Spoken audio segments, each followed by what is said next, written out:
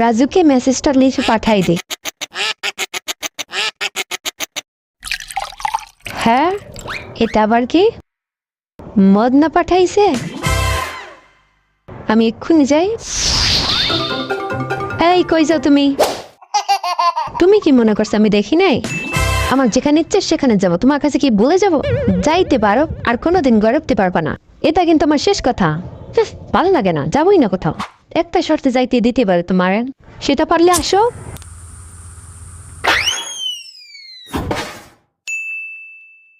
এই ডিমটা বের করো, যদি বের করতে পারো তবে তুমি যাইতে পারবা বাইরে, তাছাড়া বাইরে যেতে পারবা না। এটা কোনো ব্যাপার?